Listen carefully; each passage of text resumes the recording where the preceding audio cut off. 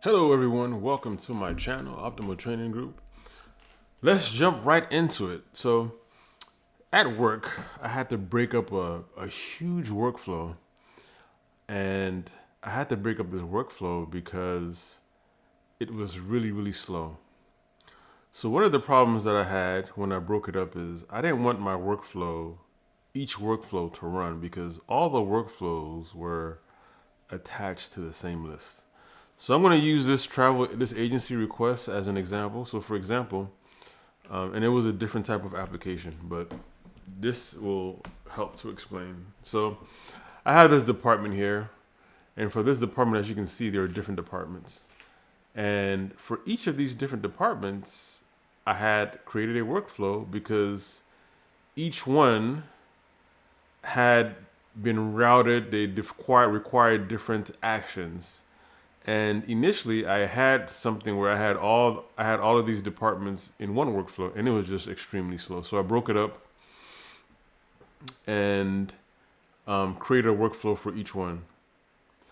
Now here's the problem. Let me go to my work. So because I have it attached to the same list, whenever an item was created, I had it on modified. Whenever an item was modified, all of these workflows would run. And I didn't want all the workflows to run.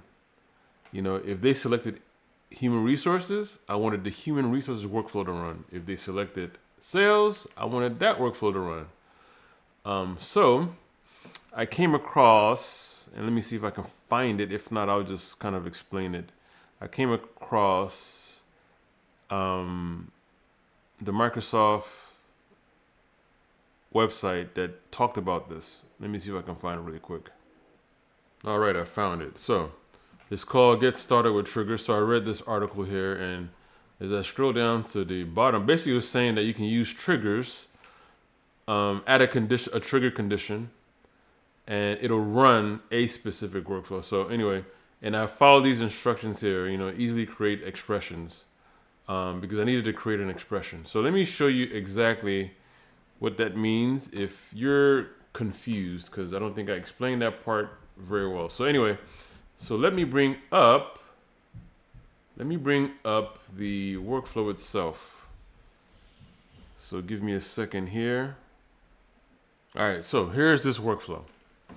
Now, in this workflow, the trigger it was talking about is, you see this when an item is modified. So as I mentioned, I had one. I mean, this says travel request, so I'm just using this as an example. So I had one for sales, for marketing, for human resources. So let's say this is for sales. Sales modified.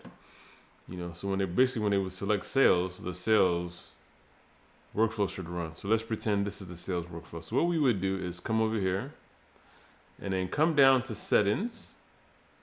And if we scroll all the way down, we have this trigger condition. Specify one or more expressions which must be true for the trigger to fire.